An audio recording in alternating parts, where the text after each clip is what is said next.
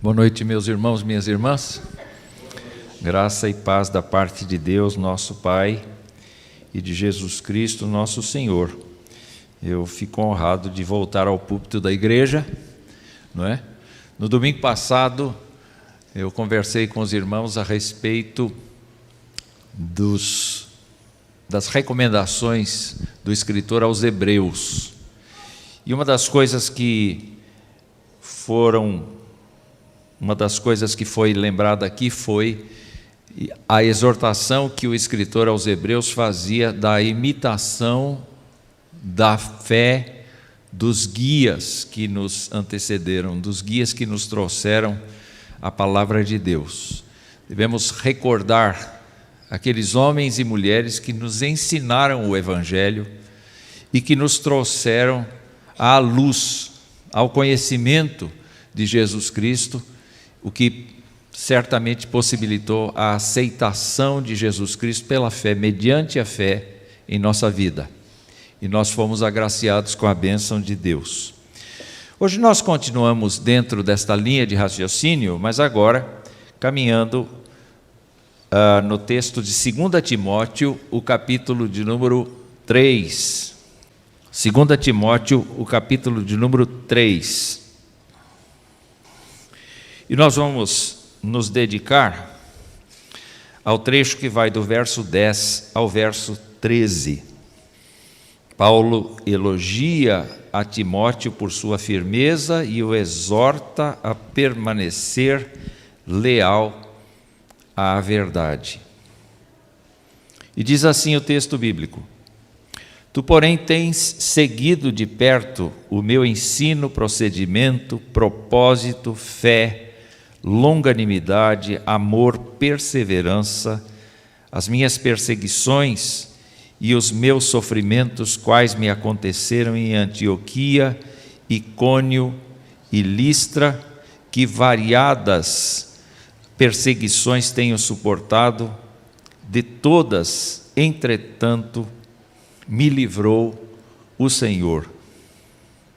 Ora, todos quantos querem viver piedosamente em Cristo Jesus serão perseguidos. Mas os homens perversos e impostores irão de mal a pior, enganando e sendo enganados. Esse trecho das Escrituras, meus irmãos, é praticamente no fim da vida do apóstolo Paulo que acontece. Timóteo é o discípulo preferido dele, é um jovem pastor a quem Paulo confiou as igrejas que ele criou, que ele plantou. E é uma pessoa de um perfil introvertido, de um perfil tímido, mas o apóstolo está preso. Haverá um momento em que Nero, o imperador romano, vai mandar cortar a cabeça do apóstolo Paulo. Ele não sai mais da prisão enquanto está sendo escrito Timóteo. É uma situação assim complexa, porque o apóstolo sabe que o fim da vida dele está próximo e ele tem que entregar um legado, ele tem que entregar toda uma vida, todo um ministério que ele desenvolveu para outras pessoas. Nós sabemos que Jesus Cristo fez isso também, que Jesus Cristo, tendo ressuscitado dentre os mortos, se reuniu com seus discípulos algumas vezes, até que do alto viesse o poder do Espírito Santo sobre eles, para que eles tocassem a igreja sob a liderança do Espírito Santo. Mas ele teve que deixá-los. E o apóstolo aqui está praticamente terminando a sua carta. Esta é a última carta que ele escreve. E então, em função disto, ele tem uma preocupação muito grande com tudo o que está acontecendo no mundo evangélico, no mundo pagão.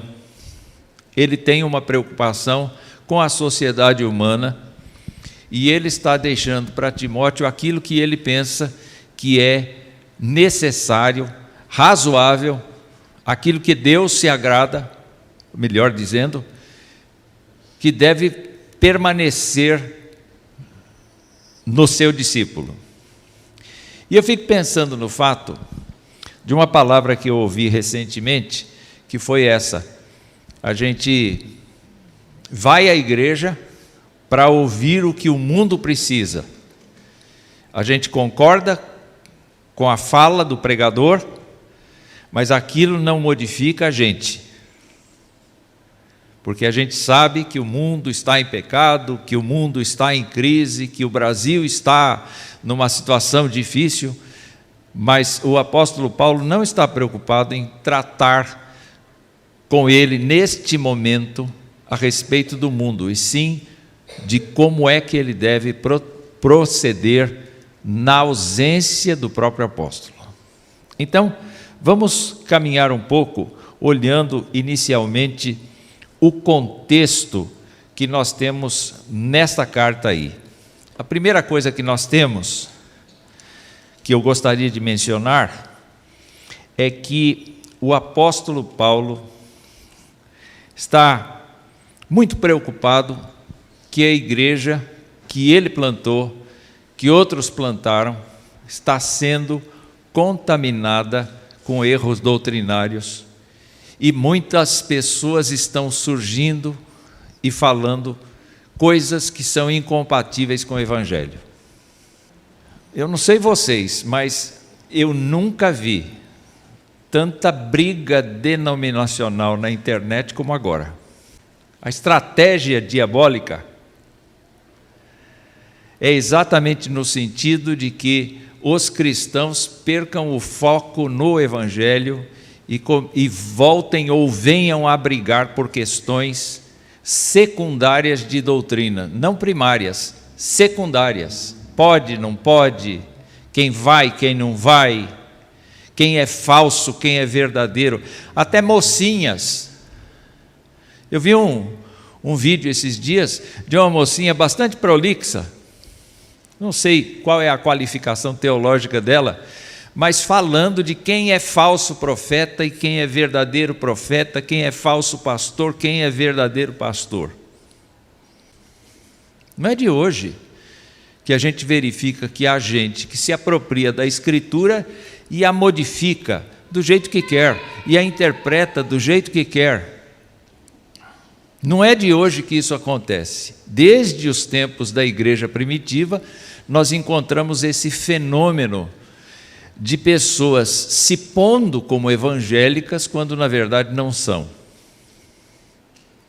E o apóstolo está se despedindo deste mundo e ele notou isto. Ele notou isto.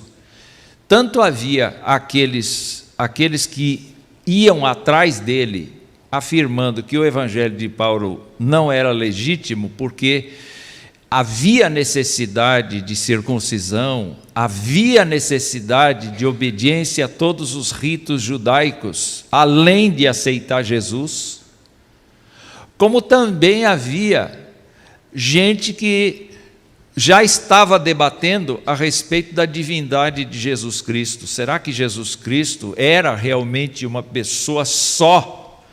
Ou Jesus Cristo tinha que ser dividido em duas pessoas, uma delas humana, o Jesus histórico, e a outra o Cristo, uma emanação fraca de Deus, que se retira de Jesus na hora da cruz. Tudo isso havia já nas igrejas. Nós encontramos Paulo combatendo isso, nós encontramos João combatendo isso. Encontramos, então, a igreja sendo a cada dia transtornada por falsos mestres e por falsos ensinos. E o apóstolo, à luz da carta toda, ele tocou neste assunto com o Timóteo. E dentro dessa situação,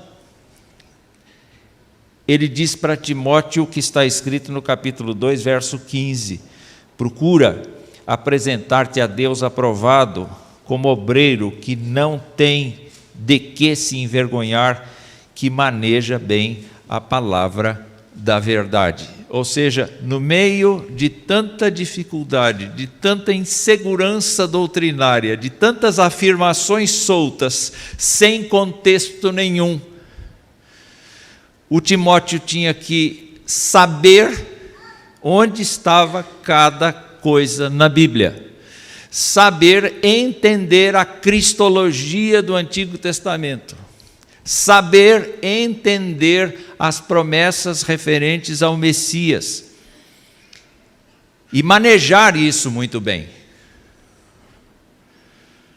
Uma estratégia satânica é que nós hoje, tão cheios de compromissos, não manuseamos a Escritura, não a lemos, não falamos dela, não a vivemos, porque nós estamos muito ocupados com os nossos compromissos pessoais. Paulo tinha razão ao dizer que muita gente poderia fugir da palavra por conta de não estar fixo nela. Depois o apóstolo Paulo tocou em outro problema que nós estamos assistindo também, que é o problema da humanidade se degradar. Parece que a mídia, parece que os meios de comunicação nos deram conhecimento de quão degradado é o nosso mundo, de quanta injustiça acontece no nosso mundo. Nós, os mais idosos, estamos tendo a preocupação de como é que os nossos netos vão viver nessa sociedade. Porque os nossos filhos, a gente já está assistindo como é que eles estão vivendo. Mas e os nossos netos? O que será dos filhos de seus filhos? E o apóstolo disse assim: olha, isso vai acontecer mesmo. Vai haver uma corrupção tão grande da sociedade. E ele descreve de forma assim muito intensa, no capítulo 3, exatamente o que vai acontecer no fim dos tempos. Ele disse que vão ser pessoas egoístas, avarentas, orgulhosas, arrogantes, blasfemadoras, desobedientes aos pais, ingratas, irreverentes. Olha que lista enorme de coisas que estão patentes aos nossos olhos. Nós estamos assistindo a céu aberto o desrespeito geral.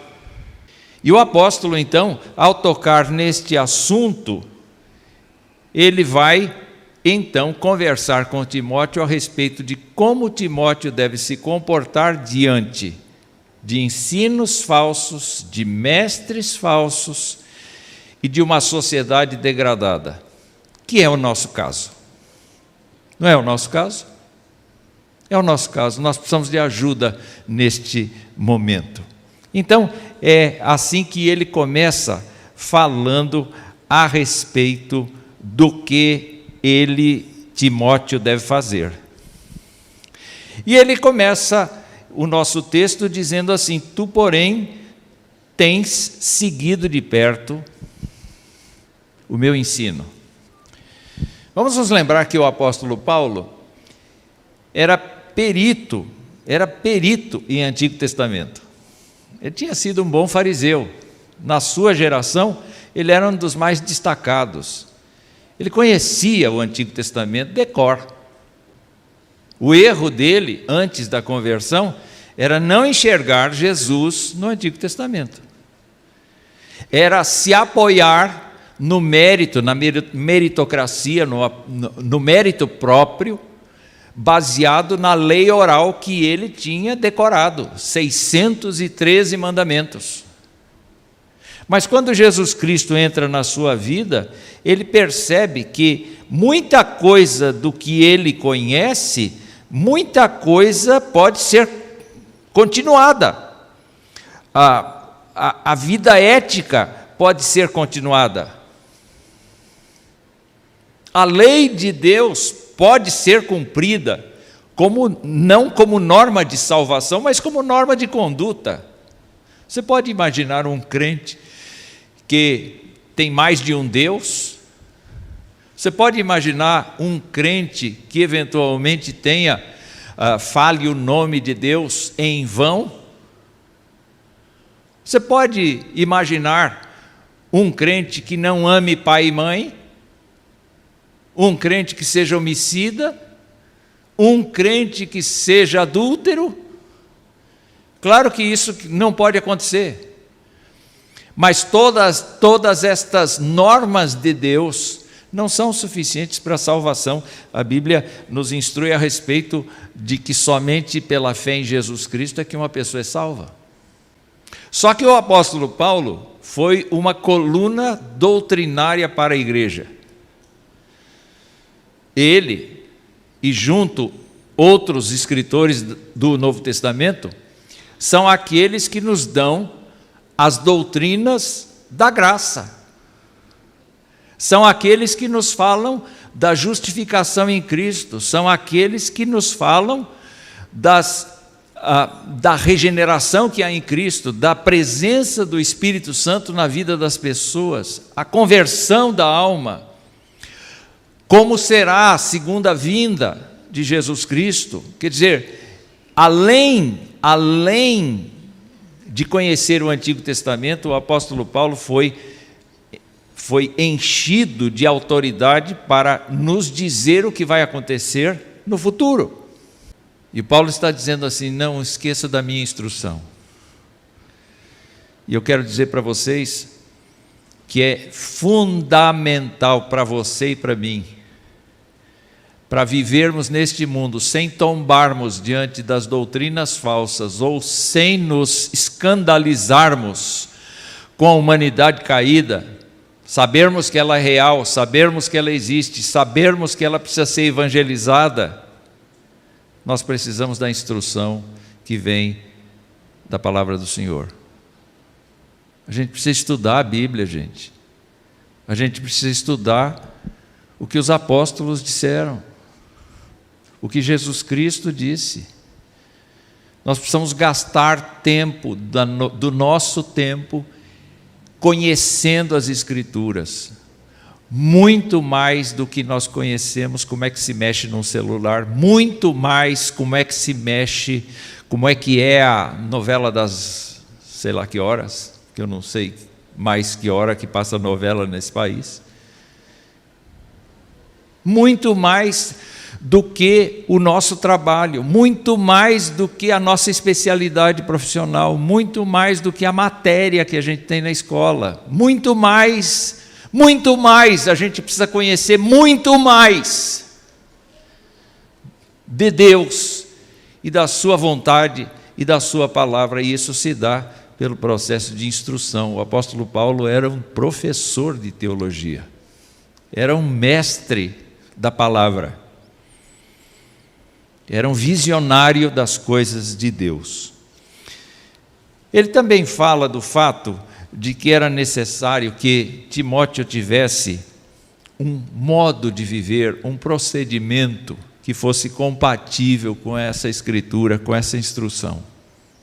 O Senhor Jesus Cristo alertou para o fato, e recordou isso do Antigo Testamento, que o problema dos israelitas, dos judeus da sua época, é que eles eram pessoas que conheciam em teoria as doutrinas, mas o seu coração estava longe. O jeito deles procederem era teatral. Jesus Cristo condenou várias classes de grupos do seu tempo, dizendo que eles pareciam sepulcros pintados por fora, mas por dentro continham cadáveres. Faltava vida, faltava honestidade, faltava coerência de saber o que é certo e de fazer o que é certo. E o apóstolo Paulo, nós podemos perceber pela biografia dele, nós podemos perceber pelas coisas que ele escreve, que ele não brincava em serviço. Não tinha um momento em que ele relaxasse com a sua vida espiritual, era prioridade. Ele disse, por exemplo, para mim o viver é Cristo. O que significa isso? Ele respira Jesus, ele teme a Jesus, ele honra a Jesus no que ele faz. Quando ele não está pregando, ele está se sustentando, ele está confeccionando tendas, que foi um emprego da sua família lá em Tarso.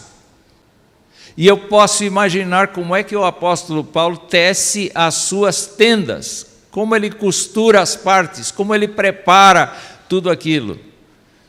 Certamente ele é inquieto, se ele não estiver falando com ninguém, ele deve estar em oração, ou ele deve estar cantando, como ele fez na cadeia. Quando ele apanhou muito, não tem nada para fazer, eu estou com muita dor, o que é que eu vou fazer? Eu vou cantar. Diz que cantar é bom para quem está com sono no volante. Viu? Se você está dirigindo e está com muito sono, começa a cantar. Não é? Até os passarinhos vão sair assustados assim da frente, não é? E você vai ficar acordado na pista. O fato é que o apóstolo Paulo está entendendo que Timóteo deve olhar para a vida dele, o preso, e deve se orgulhar dele. Em certo momento ele disse assim: me imite a mim, como eu imito a Cristo. Então o procedimento faz muita diferença. A outra coisa que nós encontramos aqui é que o apóstolo tem o propósito, tem a determinação de viver para Cristo. Para mim o viver é Cristo e o morrer é lucro. Nada mais interessa. Tudo quanto eu tinha eu considero como esterco. É duro ouvir isso. E nós não fazemos isso. Porque nós damos muita importância ao que nós temos.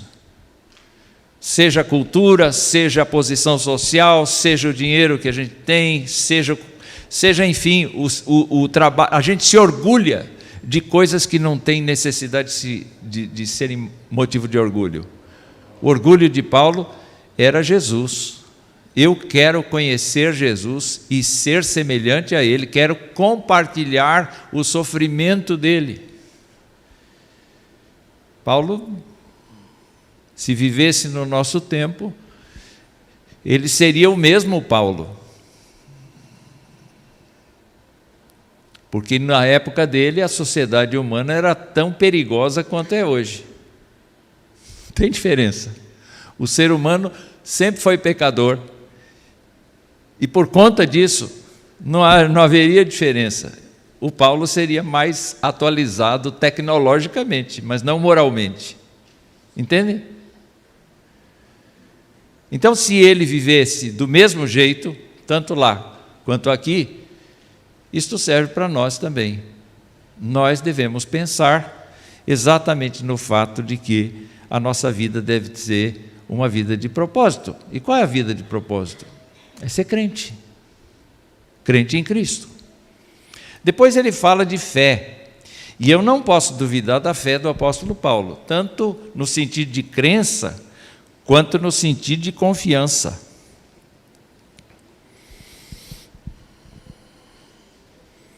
Porque a fé não se constitui necessariamente em eu acreditar em alguma coisa. É mais do que isso. A fé consiste em eu viver acreditando. Por que você não faz isso? Porque eu tenho temor de Deus. Por que você não faz aquilo? Porque eu tenho temor de Deus. Um dia Ele me salvou. Agora, esta salvação está valendo. E eu não posso trair o meu Senhor. Isso é resposta de fé. Diante das crises que a gente tem e que a gente padece, meus irmãos, a fé é um elemento fundamental no pensamento do apóstolo. Depois ele diz longanimidade E eu fico imaginando quantas vezes Paulo perdeu a paciência com crente. Porque para ele era uma vida inteiramente dedicada, proposital, era uma vida focada no Senhor. E toda vez que ele passava por uma pessoa, e essa pessoa não tinha o foco de Cristo, ele ficava contrariado. Eu não tenho dúvida disso, que ele ficava contrariado. Ele ficou muito contrariado com os Gálatas. Gente, ele começou a carta aos Gálatas brigando com eles. Ele perdeu a paciência com os coríntios. Ele ficou muito irritado com uma igreja que era dividida, que era uma igreja assim, que continha pecados e ninguém falava nada. Ele ficou muito irritado com muitas coisas. Mas o que me chama a atenção é o fato de que Paulo sempre tratou aqueles crentes mais fracos do que ele como irmãos de fé. E sempre teve o propósito de encorajar esses irmãos de fé por meio das suas exortações. Daí que vêm as cartas. As cartas não são produções teológicas de Paulo, são coisas que ele enxergou na igreja e coisas que ele achou necessário falar. Então há diversos assuntos que ele tratou, e ele tocou em casamento, ele tocou em dinheiro, ele tocou em todos os assuntos dos crentes, exatamente com o objetivo de mostrar que os crentes precisavam corrigir. E isto, a longanimidade, ele também mostra que é fruto do Espírito Santo de Deus. Depois ele fala de amor, e eu não encontrei uma palavra que resumisse o que significa amor. A única que eu trouxe assim, que é palidamente amor, é altruísmo. Quer dizer, é fazer uma coisa sem esperar nada em troca, é uma demonstração altruísta de serviço ao outro. O apóstolo Paulo obedeceu essa ordem de Jesus Cristo na vida inteira dele. E meus queridos irmãos, ele está dizendo para Timóteo: olha, ame as pessoas. Eu amei as pessoas. Eu me dei, eu me gastei, eu me deixei gastar pelo Evangelho.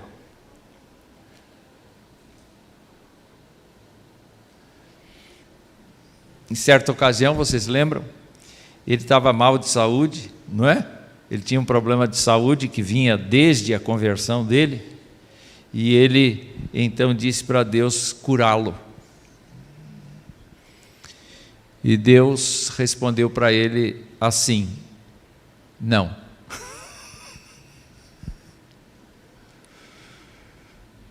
Senhor, é o seguinte, eu gostaria de ser curado. Segunda vez que você me procura, e a resposta é não.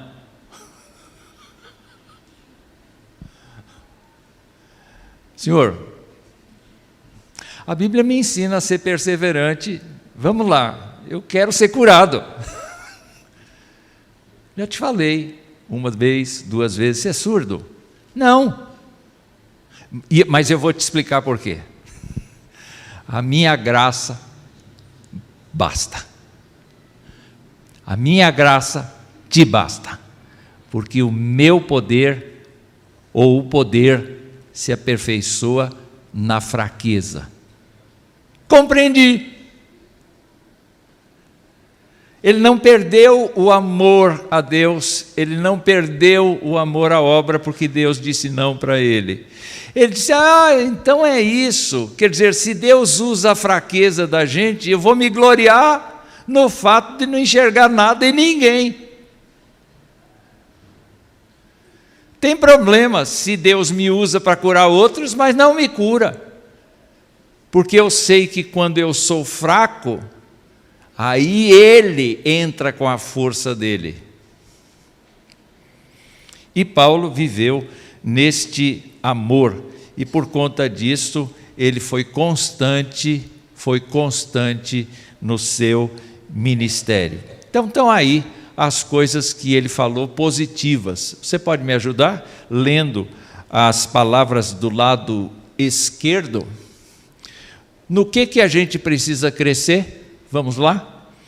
Ensino, procedimento, propósito, fé, longanimidade, amor e perseverança. Aí vem coisa ruim.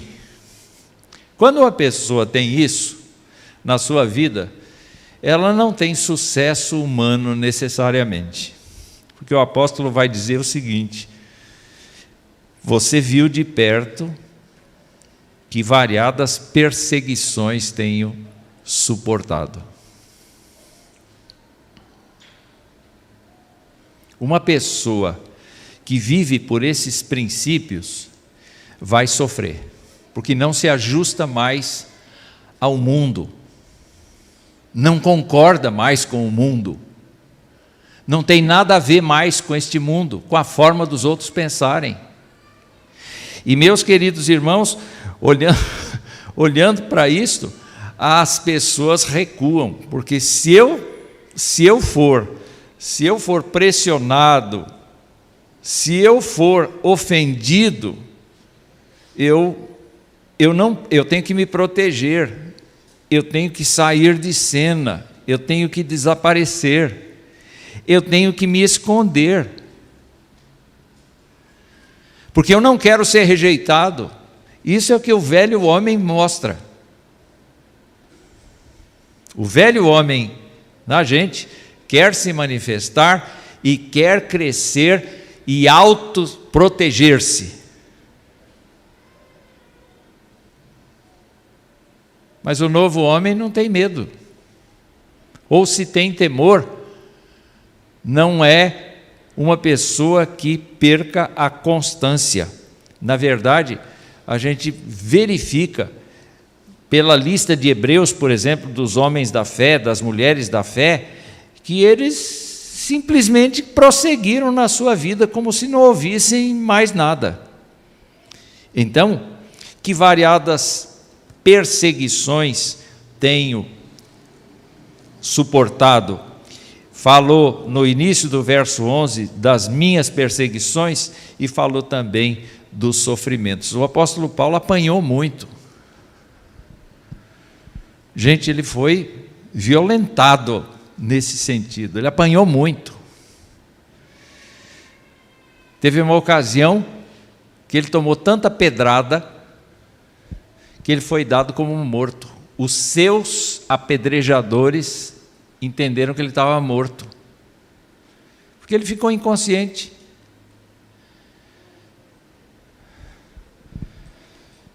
Qual é o lado bom disso? Tem lado bom disso? Olha o que ele escreve em seguida. Vocês podem me ajudar a ler?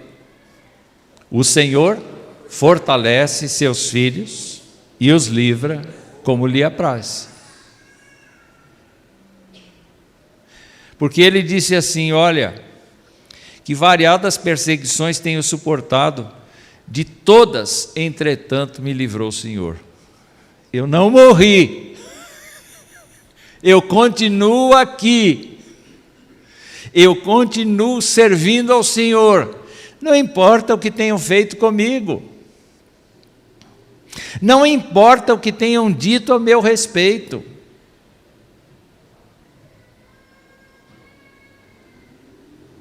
Não importa. Eu fico impactado com isso e eu fico pensando que tipo de cristianismo eu vivo. Não estou questionando vocês, não. Eu estou pensando em que cristianismo eu vivo.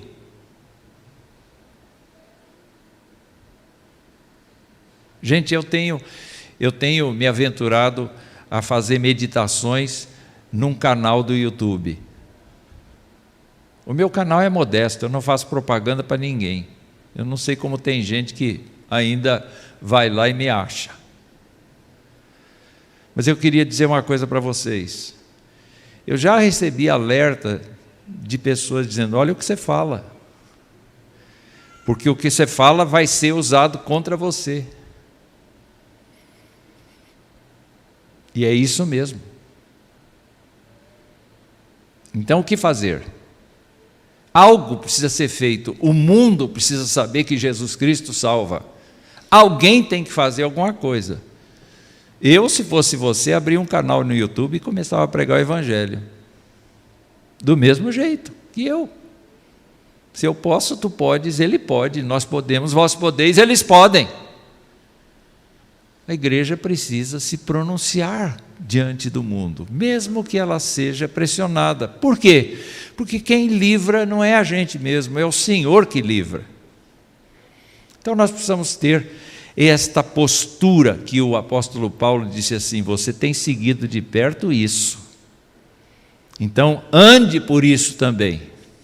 Eu quero dizer aos crentes do século 21, andem pelo que o apóstolo Paulo está dizendo. Mas ele termina, meus queridos irmãos, e eu também termino, dizendo o seguinte: todos quantos querem viver piedosamente em Cristo Jesus serão perseguidos. Mas os homens perversos e impostores irão de mal a pior, enganando e sendo enganados. Confesso para vocês que eu não tenho dormido tranquilamente a respeito dos rumos políticos que o nosso país está tomando. Realmente eu não tenho dormido direito. Eu não sei você.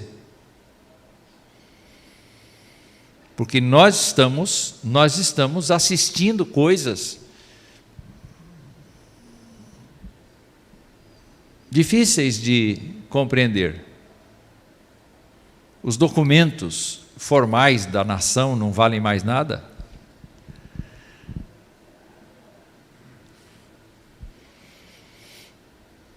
Está prevalecendo uma série de coisas, uma série de proposições esquisitas.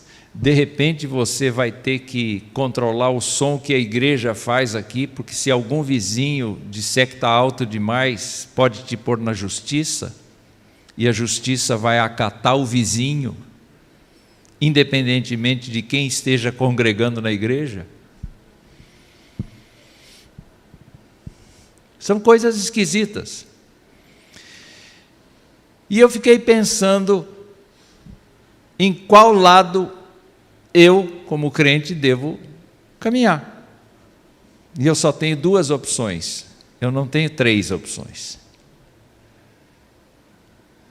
Eu não tenho a neutralidade, porque não existe neutralidade. Ou a gente é crente para valer, não é crente anônimo, nem crente secreto, ou a gente desiste. Tem gente que se escandaliza e desiste. Isso está na parábola do semeador. Tem gente que no primeiro embate desiste. Tem gente que passa a vida inteira dividida entre cuidar da fé e cuidar das coisas do mundo. Acho que essas pessoas também não vão ser aproveitadas no reino de Deus.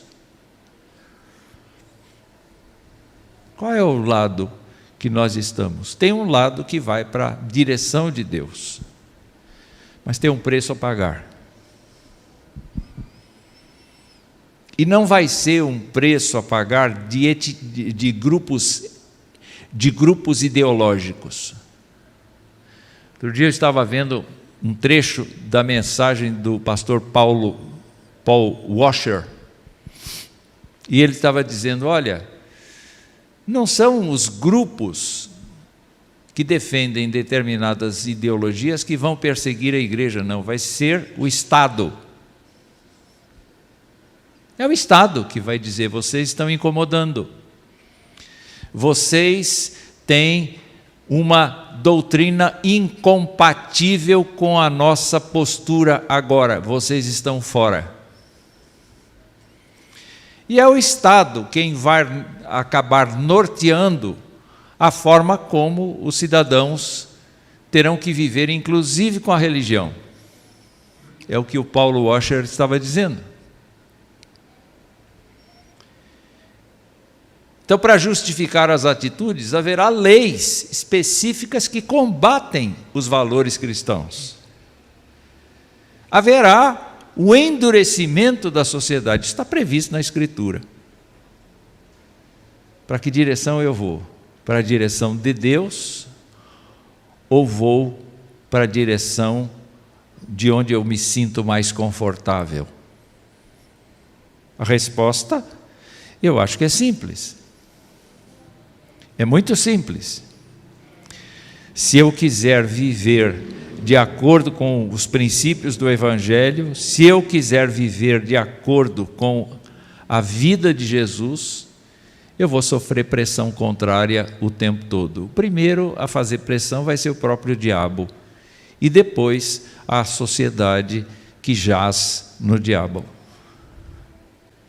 Agora, eu posso ir pelo caminho da humanidade.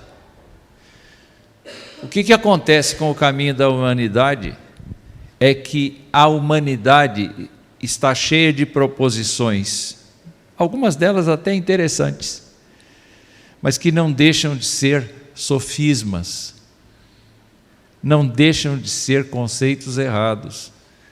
Tanto as religiões, tanto as ideologias, tanto os sistemas que o mundo cria, são coisa de homem.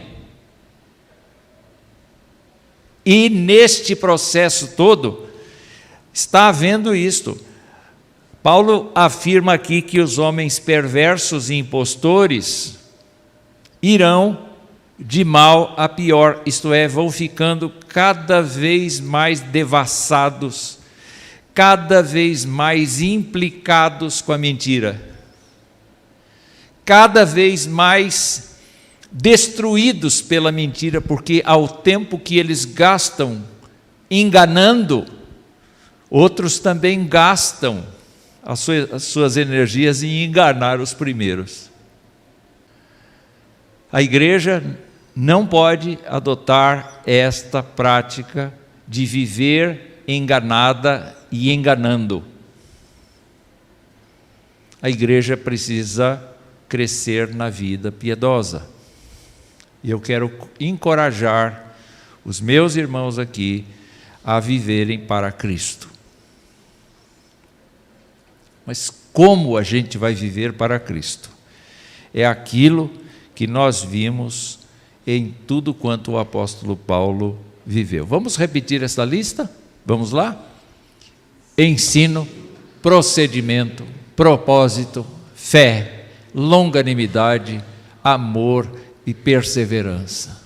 Se nós detivermos a instrução da palavra, se nós tivermos o modo de viver de Jesus, se nós tivermos a determinação e a perseverança de continuar firmes no Evangelho, se nós cremos que Deus está controlando a história, se nós cremos que Deus é longânimo para conosco e nós podemos aplicar essa longanimidade uns para com os outros e nos alimentar mutuamente, se nós nos entregamos uns aos outros em amor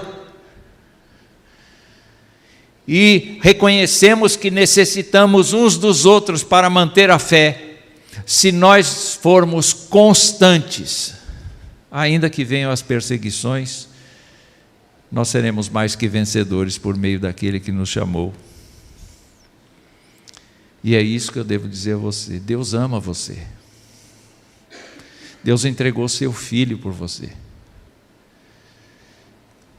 E Ele te deu esse trabalho de ser testemunha dEle na terra enquanto você viver. Abrace o Evangelho. E não tenha medo de nada, a não ser do Senhor. E viva para a glória dEle, não importa o que aconteça a você.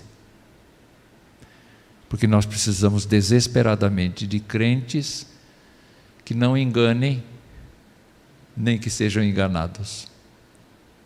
Amém?